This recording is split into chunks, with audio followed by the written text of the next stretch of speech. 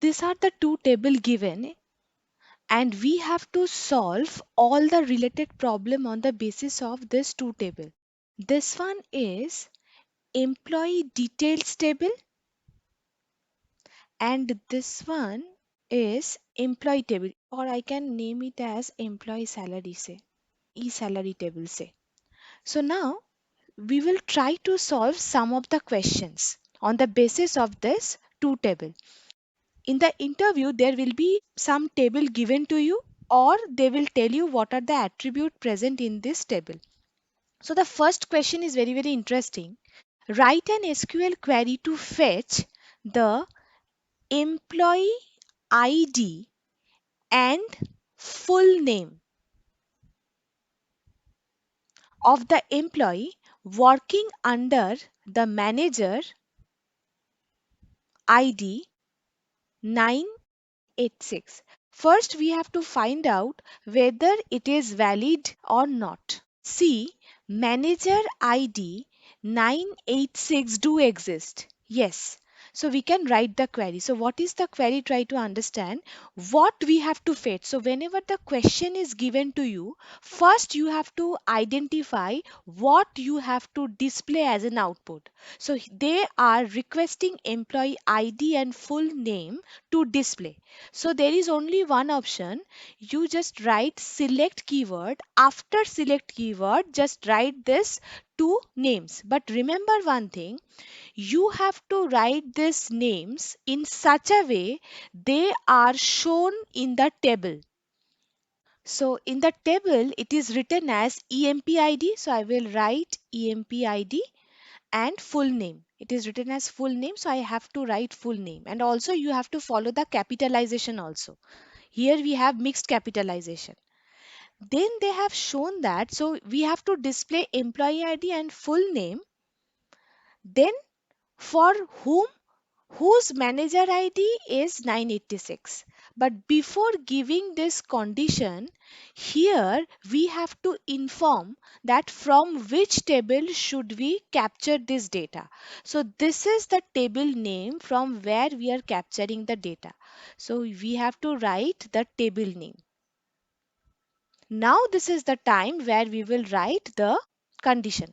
So after form, the condition given is where manager ID is 986. So here the keyword we have to use where manager ID. We have to follow this write up. Manager ID is equal to, now you have to understand, it is an integer value.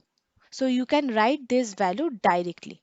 What are the basic rule of identifying an SQL? Any basic SQL will have three part: select, from, and where.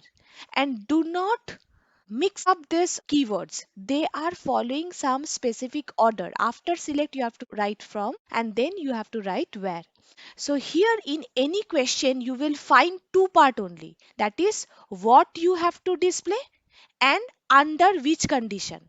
So the condition will be written after where, and what attribute you have to display, it will be written after select. This one will never be mentioned in the question. So you have to write it from which table you are capturing the data. This thing you have to add. So this is the basic syntax.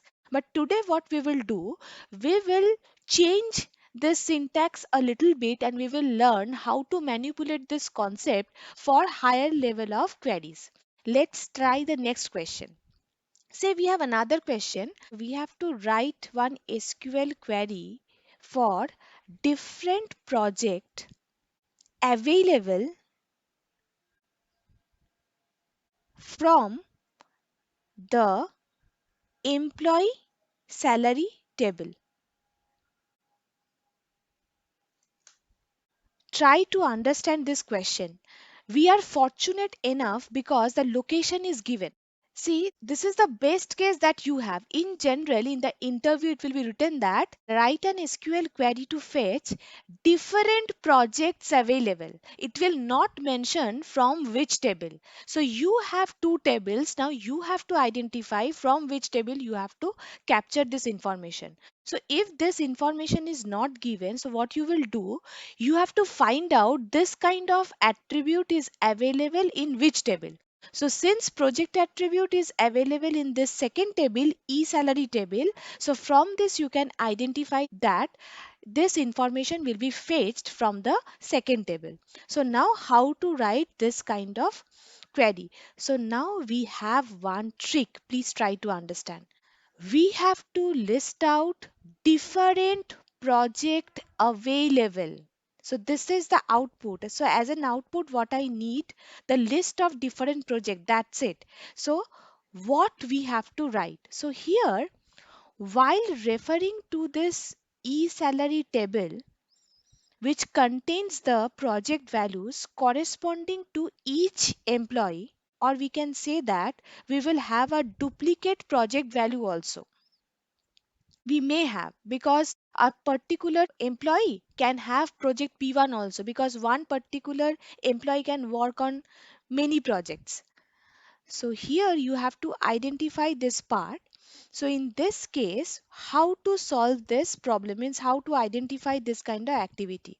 So this is the place where you have to use the keyword distinct. See, this problem is very, very important. Make a note over here.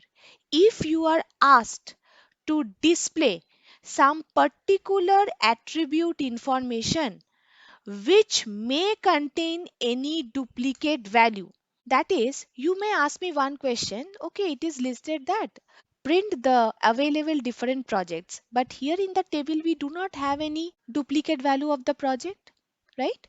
But how come we can say that the project may have different duplicate values? See, the project values means the name of the project are listed according to the employee ID.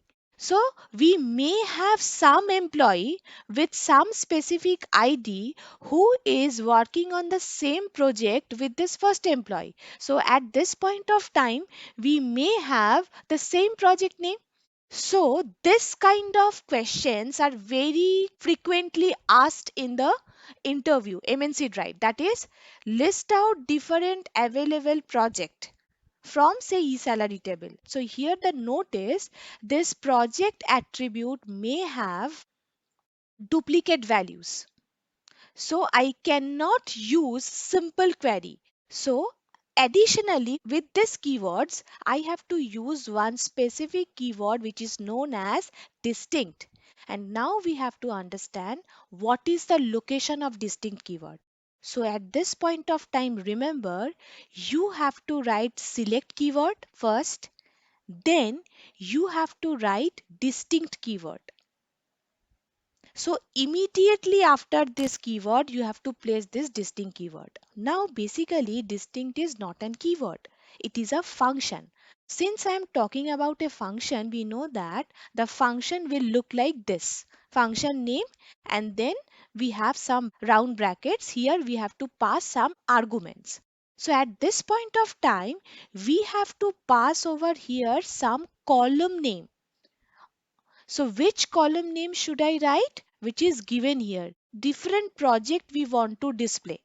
And project name can be duplicated and we want to avoid this situation. So that's why we have to pass the column information. But remember, in the question, the project is written as PROJ, but you have to follow the name which is given in the table exactly using the capitalization. So you have to write project. Then the same syntax will be followed from which location? From this table. So from then the table name, exact table name you have to write. And then at this point of time, there is no other condition given. So that's why we can omit this third part, that is the where part. So please make a note over here. Now, if it is given that list out different salaries or list out different salary packages available from this e-salary table. What will be the SQL query for that?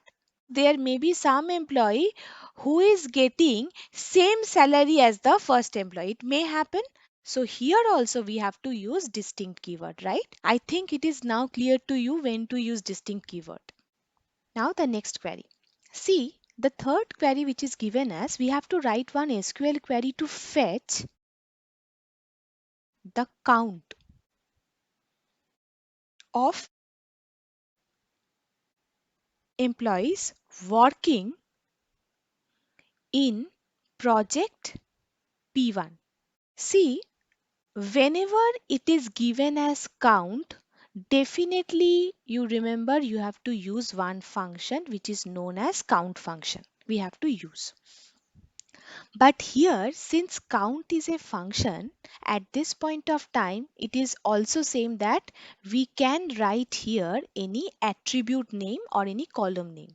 But also there is one alternative. You can write count and then star. What is the meaning of star? Actually, star in SQL means all. But which syntax we will use, we have to understand. But first I will discuss what is the location, means where should we write this count function. Try to understand the location of the distinct function and the location of the count function is same. That is, after writing select keyword, then only we have to write the function name. So this is the same point that you have to remember. So what it is given, so here we would be using some aggregate function. So whenever we are using some specific function name as count, sum, mean, max, so all these functions are known as aggregate functions in SQL. Means they are operating on some values, because for performing sum we minimum need two or more values. For counting something we need more values, two or more values. So these are known as aggregate functions. So here how could we write this query? We have to fetch basically count of employees. That's why we have to fetch the attribute information is not given. We have to fetch which attribute? Here it is clearly mentioned count of employees. So we will write select then count. Instead of mentioning the attribute name, we will write star.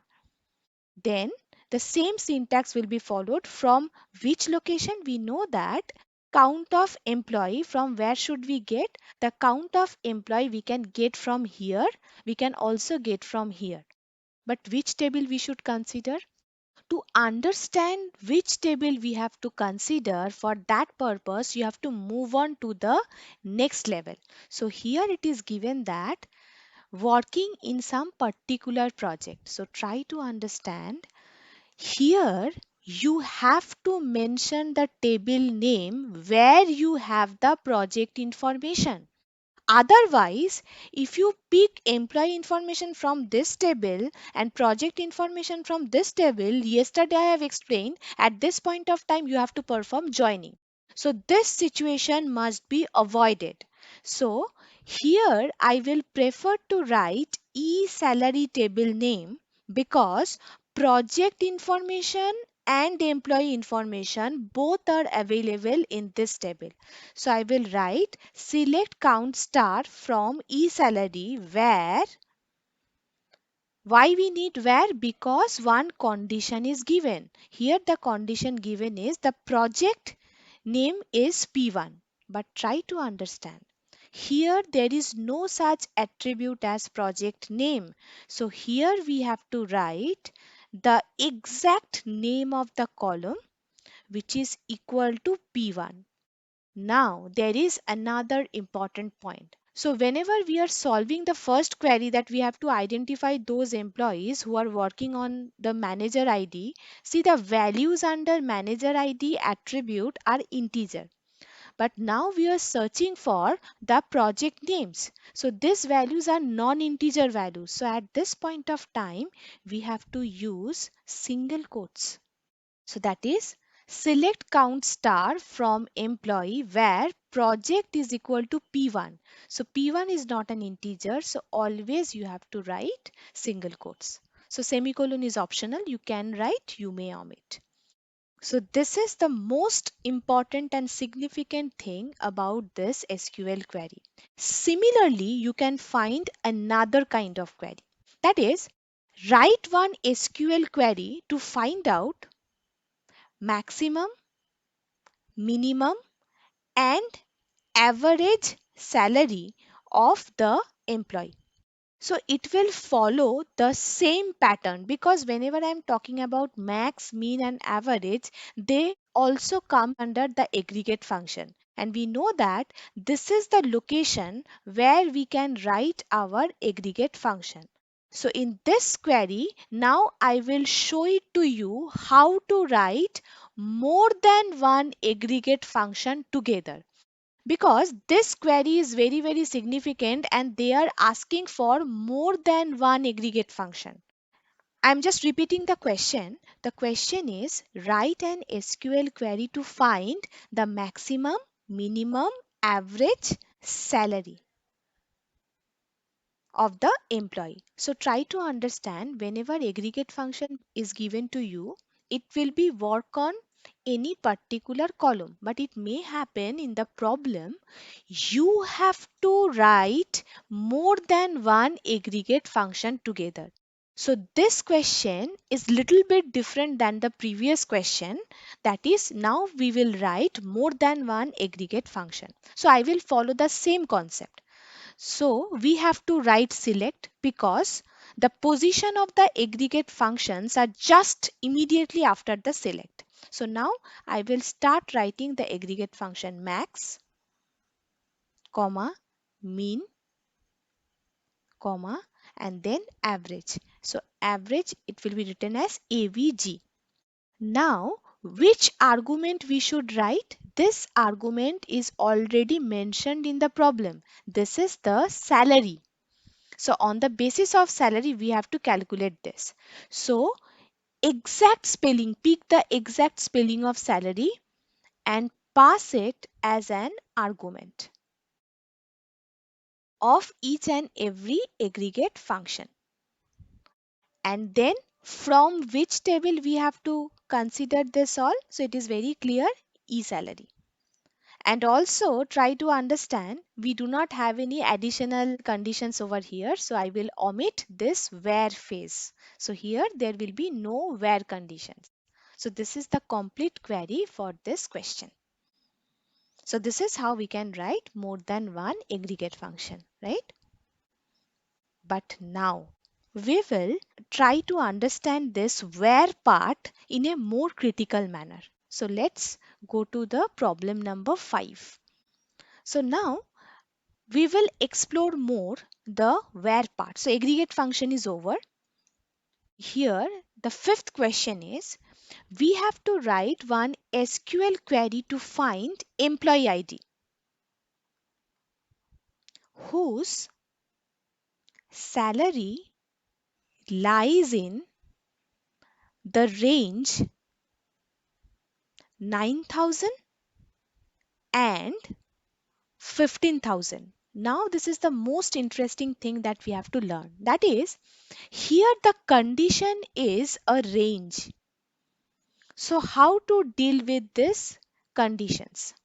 So here what we have to display? We have to display employee ID. So it is very clear to us, that is, I have to write select and then we have to write employee ID, and the spelling of the employee ID in the table is EMPID. So I have to follow this one.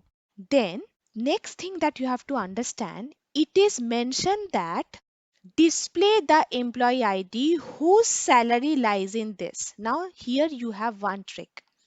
While displaying this thing, the employee who is having salary under this range, we prefer our output as employee ID as well as salary, though it is not mentioned. Try to understand, whenever this type of conditions are given to you, that is, you want to display something on the basis of something, Though it is not mentioned in the question, then also you want to see employee ID and as well as salary in the output table. So this thing you have to remember.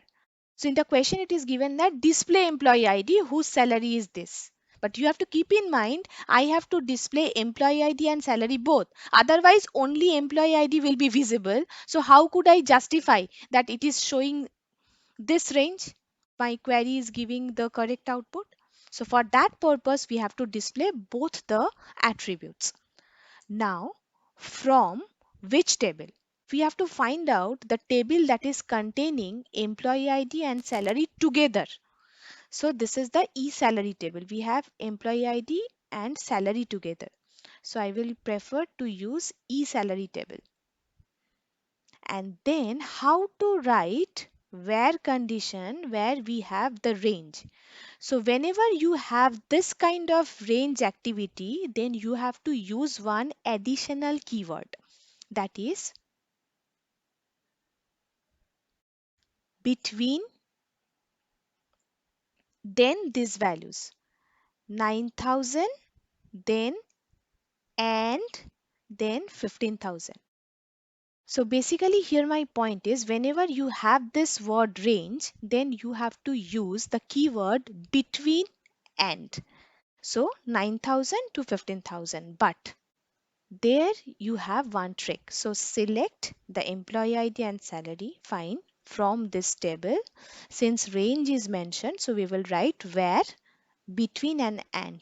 But here on which particular attribute we have to perform this range, means this range is selected on which particular attribute, we have to mention this over here. So basically this range is applicable on the attribute salary. So that's why this is the rule, that where then the attribute name, that is here it is prominently given that you have to find out the salary which lies between this one and this one. So that's why you have to mention the column name. Then you can write between and. So this thing you have to keep in mind. So why this query is very very important? This query has two trick part, because they have requested employee ID to display. However, displaying only employee ID in the output table will not work. You have to display salary also. Then only your query is justified. And then in the where clause, in this situation, it is mandatory to write the column name immediately after the where you are applying this condition. And this is the new keyword, that is between and. These are the keywords in SQL. So you have to keep in mind. So now come to the sixth query. Again, this sixth query is important. So in this query, we are dealing with numbers, range. Now see what is your sixth query. So here we have to write an SQL query to fetch those employees who live in TH and work under manager with manager ID 321. So here this is the most important thing that you have to keep in mind. So here it is mentioned we have two conditions, that is we have to fetch those employees who live in a particular city, say TH, and who is working under a manager and the manager ID is 321. So this is the most important thing you have to remember. So in this case, how to write this query? So first you have to decide which attribute you have to display as an output. See, they want to see employee information, so I have to display employee ID. Then the entire story which comes with this two condition, the city lives in the city and the manager ID.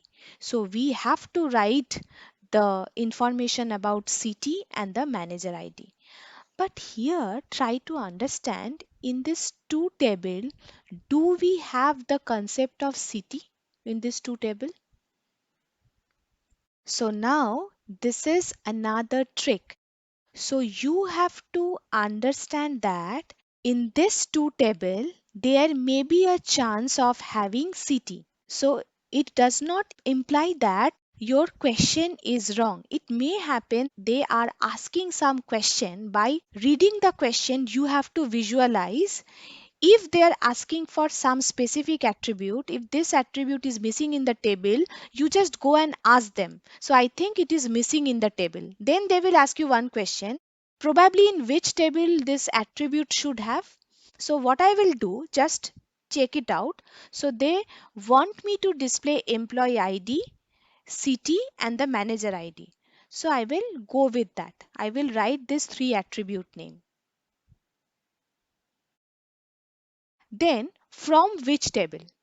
So here my condition is all these three information should be kept in one table. Otherwise we have to perform joining.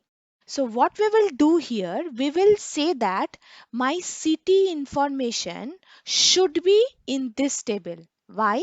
Because the employee ID and manager ID both exist here. So there should be one city attribute. But what happens? There is one city information, say this one. So according to my table, I'm just adding this one, right? So it is already there. So this is T, C and ND. Say I'm going to search for city T. Okay. So if it is not given, then only you can guess from which table it is coming. So I am just fetching employee ID, manager ID and city. This three information from the table employee details. So it is simple, but how to deal with this condition? So in this case, you know that we have to write where, but there is one trick. Again, after where, you have to write the attribute names on which you are going to apply these conditions. So first I will write city. I will follow the same attribute name city equal to some condition is given.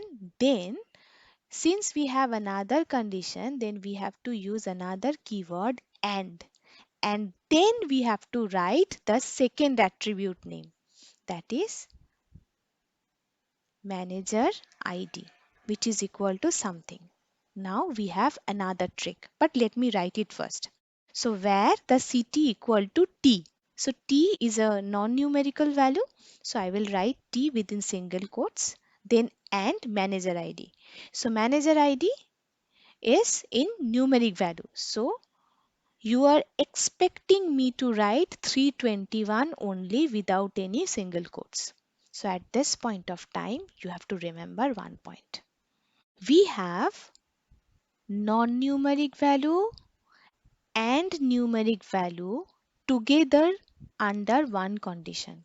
So at this point of time, you have to use single quotes for numeric value also. So this is the most important point that you have to understand. So here up to this, what is my conclusion? Up to this, the conclusion is, do not forget this one. After writing where keyword, then you have to mention the column name. If you have one condition, then you have one column name. If you have two condition, then you have to write two column name. So whenever you have two column name, then you have to use and keyword. But if one column information is in string and another column information is in integer, then, or you can say that varchar 2, it is the data type. So at this point of time, use double quotes for both the values. So this is the biggest trick that you have to remember. But here we have another query, that is write an SQL query to fetch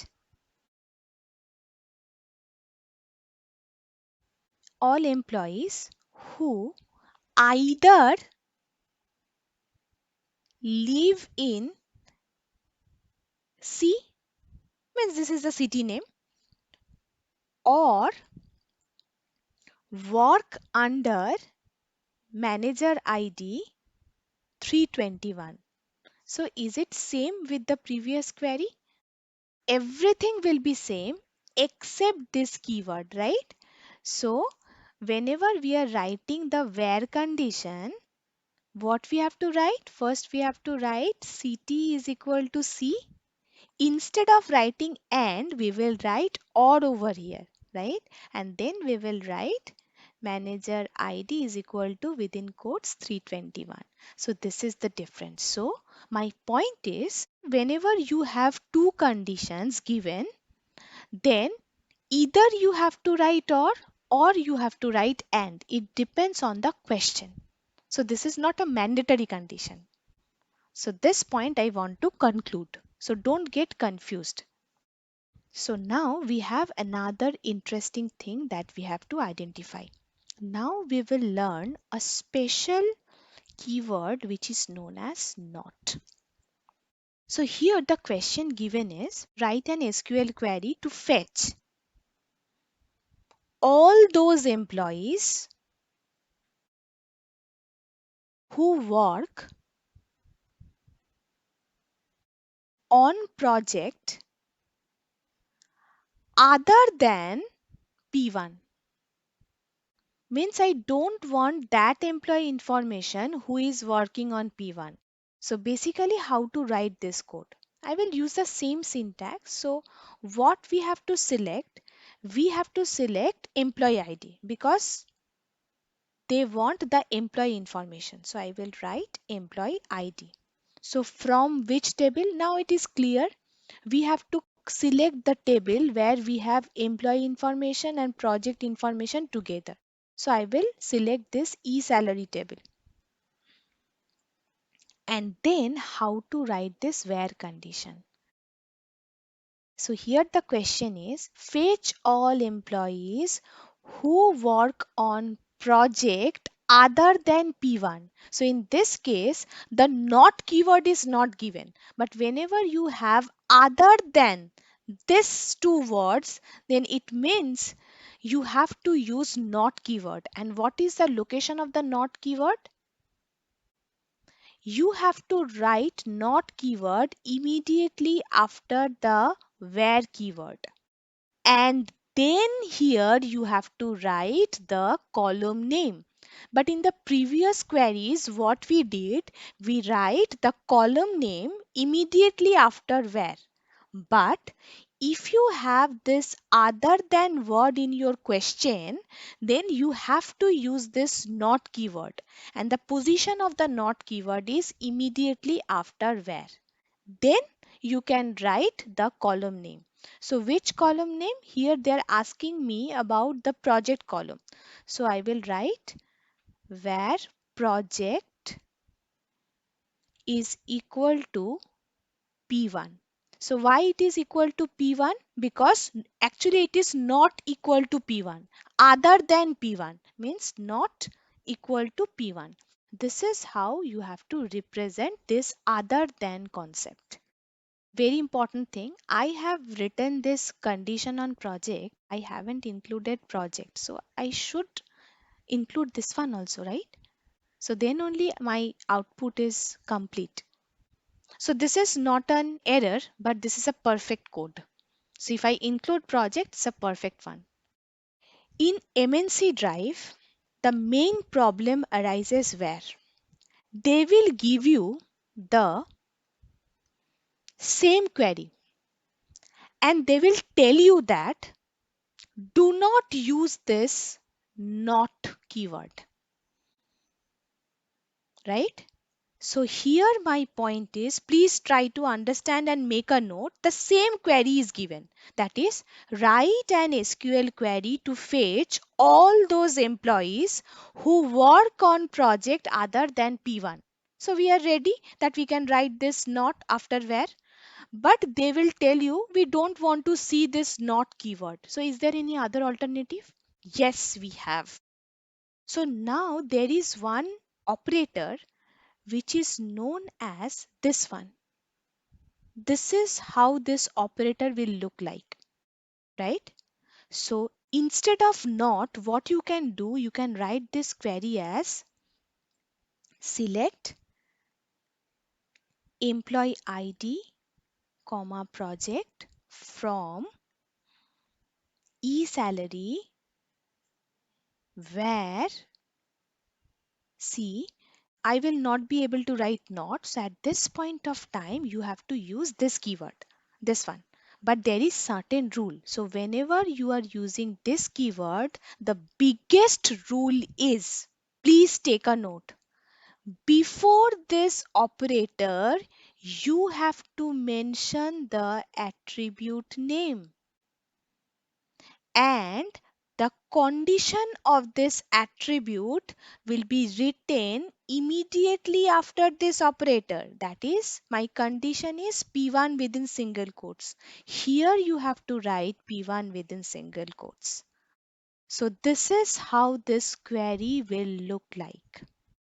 So this is the very important point that you have to keep in mind. In MNC Drive, they will ask you the same question, that fetch all the employee information who is not working under project P1, or they will tell you fetch all the employee information who work on project other than P1. So this is the question. The question will not be changed. Now at the end of this question, they will tell you that do not use this not operator, but I need the same outcome that you are expecting by using not operator. So do you have this solution? Yes. The only alternative of this not operator is this symbol. We can use it. But the syntax of this operator is totally different from not. Whenever I was writing not, I was mentioning it clearly that after where you have to write not, then you can write attribute name and then the condition. But here in this case, immediately after where you have to write the attribute name on which you are going to apply the condition. Then you have to use the operator and then you have to write the exact condition which is given in the question. So the syntax differs totally. This operator is known as not equal to operator.